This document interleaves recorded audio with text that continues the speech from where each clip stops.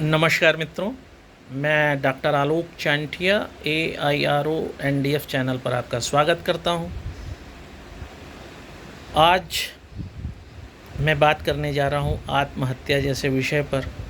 जिस तरह से पिछले 8 महीनों में भारत में बच्चों के आत्महत्या की दरों में एक इजाफ़ा हो रहा है, उसमें यह ज़रूरी है कि हम इस बात को समझने का प्रयास करें कि आखिर आत्महत्या बच्चे कर ही क्यों रहे हैं और उन्हें रोकने का हमें प्रयास क्या करना चाहिए।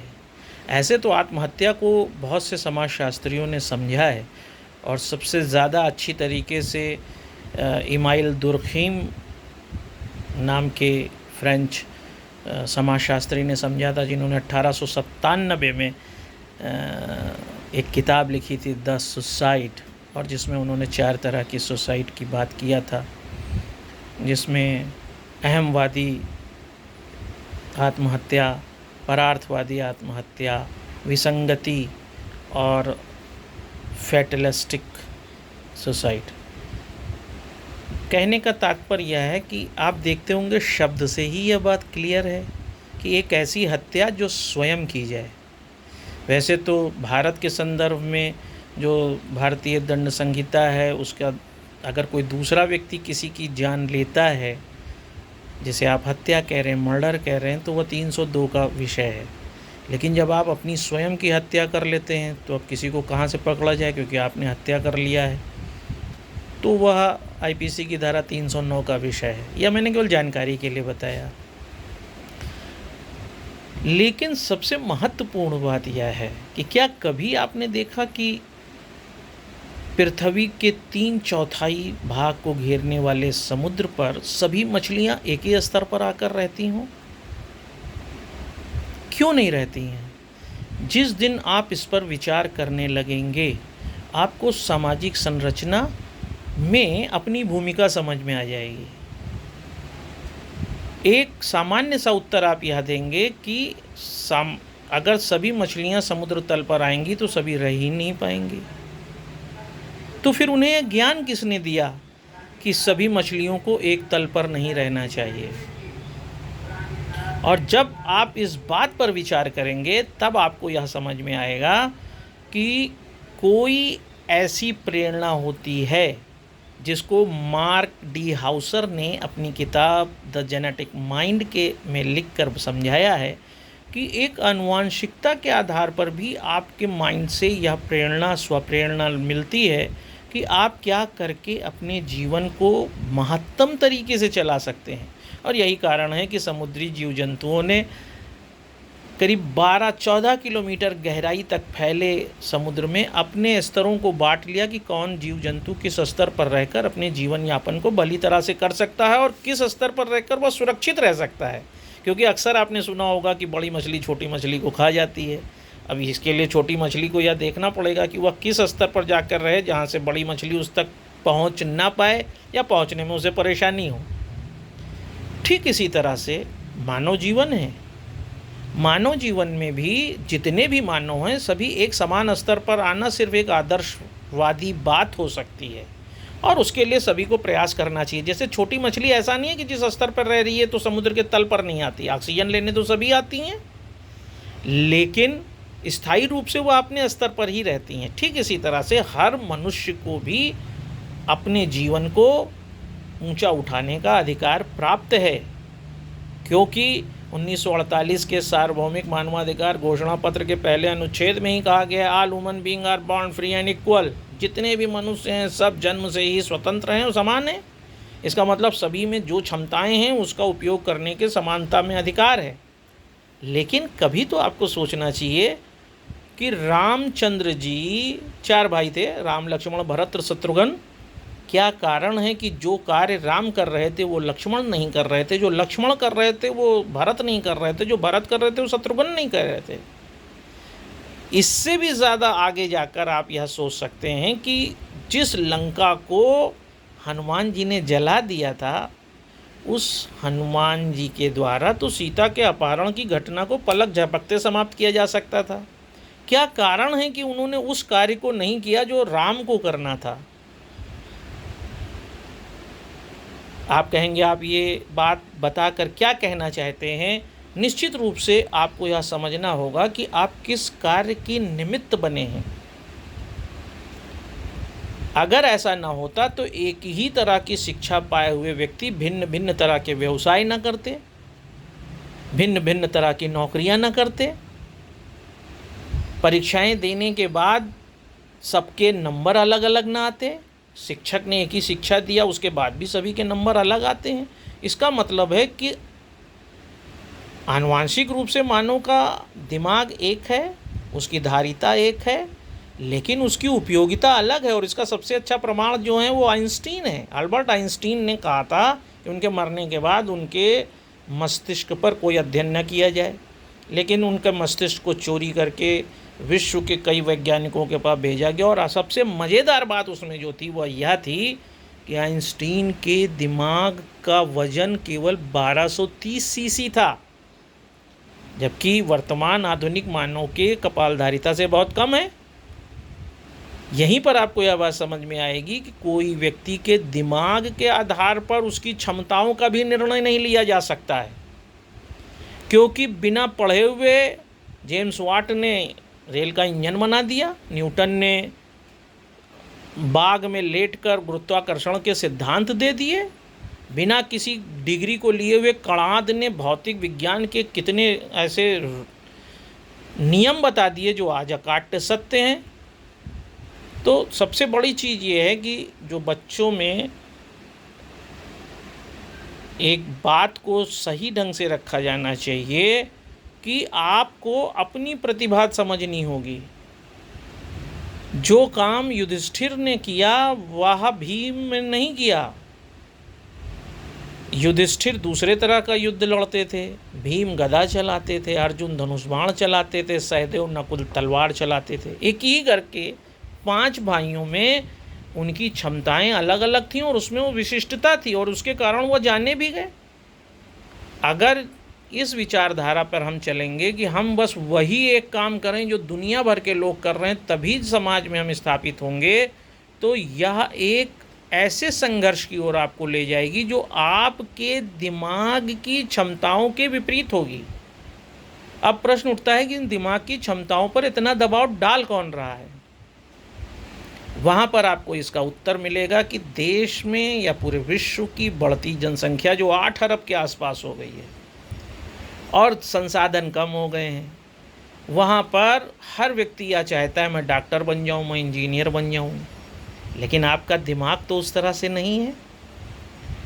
हर बात हर व्यक्ति को समान रूप से उसी तरह से समझ में आए यह ज़रूरी नहीं है। किसी को संस्कृत बहुत आसान लगती है, किसी को हिंदी बहुत आसान लगती है, किसी को अंग्रेजी बहुत आसान लगती है, और जिसने अंग्रेजी नहीं बोला उसके लिए अंग्रेजी बोलना एक पहाड़ की तरह है, जबकि बुद्धि सभी के पास समान है। इसलिए सबसे बड़ी बात है कि जब यह कहा जाता है, एक बहुत बड़ी प्रॉवर्ब है, मुहावरा है, a child is the father of man, तो इसे यथार्थ में उतारने की ज़रूरत है कि जो बच्चा है वह स्वयं समझता है कि वह क्या कर सकता है, और जो वह कर सकता है उस बारे में उसे महत्तम ज्ञान दिया जाए, वह रिजल्ट देगा। आजकल केवल डिजिटल दुनिया के माध्यम से यह देख लेना कि किस प्रोफेशन में जाने पर आमदनी ज़्यादा है, उसके कारण आधुनिक समय में माता पिता बच्चों को उस ओर प्रेरित कर रहे हैं। वह बच्चों में ज्ञान का विकास उतना नहीं करना चाहते हैं जितना उस ज्ञान को ले लेने के बाद उनके दिमाग में यह भावना है कि अच्छा पैसा मिलेगा। लेकिन इन सब के कारण तो बच्चे के दिमाग पर बुरा प्रभाव पड़ता है, क्योंकि बच्चे का दिमाग उस तरह से उस बात को ग्रहण करने के लिए तैयार नहीं होता है। देवो भूत्वा देवो यजेत, अर्थात देवता बनकर ही देवता को प्राप्त किया जा सकता है। और इसीलिए कहा भी गया है कि दधि मधुरम मधुमधुरम द्राक्षा सुधे अपि ही मधुरम तस्य तदेव ही मधुरम यस मनो तत्र संलग्नम। Where is will there is way, जहाँ चाह वहीं रहा है। और इस बात को न समझने के कारण बच्चों में एक अनावश्यक दबाव पड़ रहा है। अब जब यह दबाव पड़ता है तो होता क्या है उनमें स्ट्रेस बढ़ता है, उनमें एंग्जाइटी बढ़ती है, उनमें डिप्रेशन बढ़ता है, और शरीर इस डिप्रेशन एंग्जाइटी के कारण जब कोई उत्तर नहीं पाता है तो वह अपने को समाप्त करने की ओर बढ़ जाता है, क्योंकि माता पिता इस बात को मानने को तैयार नहीं है कि अगर दूसरे का बच्चे ने मैथ में अच्छे नंबर लाए तो तुम क्यों नहीं ला सकते। ये एक बहुत सामान्य सी बात कर रहा हूँ। अक्सर आपने यह देखा होगा कि लोग कहते हैं जब फलां का बच्चा इतने अच्छे नंबर ला सकता तो तुम क्यों नहीं ला सकते। ज़रूरी नहीं है, बिल्कुल ज़रूरी नहीं है, क्योंकि जो बात कोई व्यक्ति कर रहा है वही बात आप कर सकें या ज़रूरी नहीं है। क्षमता वो वाली ज़रूर होगी। जैसे कोई भी बीज आप ज़मीन में बोएंगे उसमें अंकुरण होगा ही होगा, उसमें जड़ फूटेगी, उसमें पत्ती भी निकलेगी, लेकिन उस सारे पौधों में फल निकलेगा और फल उतना ही परिमाण में निकलेगा, यह ज़रूरी नहीं है। वह न्यूनतम क्षमता तो हर बच्चे में है, लेकिन उस क्षमता के अनुरूप वह अंतिम परिणाम भी देगा, यह ज़रूरी नहीं है। यह बात देश के माता पिता को समझने की ज़रूरत है, और इस बात को अगर आप नहीं समझेंगे तो निश्चित रूप से जब तनाव बढ़ेगा तो दिमाग, ये इसके अंदर जो हाइपोथैलेमस बाई तरफ स्थित होता है, उससे निकलने वाला एक हार्मोन होता है जिसे ACTH हार्मोन कहते हैं, एड्रेनोकार्टिकोट्रोपिक हार्मोन, उसका सिक्रीशन, श्रावण कम हो जाएगा। जब वह कम होगा तो WBC में से एंटीबॉडीज़ नहीं बनेंगी, एंटीबॉडी नहीं बनेगी तो शरीर सुरक्षित नहीं रहेगा, बीमार रहने लगेगा, और वह कई बीमारियों का घर हो जाएगा। और यह बीमारी व्यक्ति में इतनी निराशा भर देगी, एक तरफ तो समाज, माता पिता की इच्छा कि आपको यही बनना है, दूसरी तरफ बीमार होता, रुग्ण होता शरीर, अंत में आदमी ऊब कर आत्महत्या कर लेता है। इसलिए दुर्खीम ने तो केवल 4 बताया, मैं कहता हूँ कि साइकोलॉजिकल सुसाइड सबसे ज़्यादा है, जिसमें प्रोजेक्शन कराने का प्रयास किया जा रहा है कि तुम ऐसे बन सकते हो। हनुमान में जब वह शक्ति थी तब उनको यह याद दिलाया गया कि तुम इस समुद्र को पार कर सकते हो। उस शक्ति का ज्ञान न नल नील को कराया गया, न जामवंत को कराया गया, न सुग्रीव को कराया गया, न अंगद को कराया गया, हनुमान को कराया गया। तो जिसके अंदर वो क्षमता है उसको अगर आप उस बात का अनुभव कराएंगे तब वह उस कार्य को कर सकता है। जिसमें वह क्षमता ही नहीं, कैसे आप करा देंगे। आप एक बिना हाथ वाले को कह रहे हैं कि तुम दोनों हाथ से खाना खाओ, कैसे खा सकता है। और अगर आप ये नहीं समझेंगे तो आप भस्मासुर बनकर अपने ही बच्चों के जान के दुश्मन बन रहे हैं। महत्वपूर्ण ये है कि बच्चा अपनी क्षमता के अनुसार ज्ञान प्राप्त करे, पढ़े लिखे और अपनी क्षमता के अनुसार काम करे। कोई ज़रूरी नहीं है कि पूरी दुनिया में जितने विज्ञान के आविष्कार भौतिक संसाधनों के रूप में दिखाई दे रहे हैं वो आपके घर में हो। जो मूलभूत आवश्यकता है, फूड, सेक्स, प्रोटेक्शन, खाने को मिले, शादी हो। शादी अब तो खैर जितना आगे हम जा चुके हैं वहाँ शादी भी अब अनिवार्य नहीं रह गई है। और प्रोटेक्शन हो, प्रोटेक्शन स्वास्थ्य को लेकर है, प्रोटेक्शन घर को लेकर है, परिवार को लेकर है, वो हो। ज़रूरी नहीं कि आपके पास बहुत बड़ी बड़ी गाड़ियाँ हों, बहुत बड़ा महल हो तभी लोग समझें कि ये बहुत अच्छे आदमी हैं।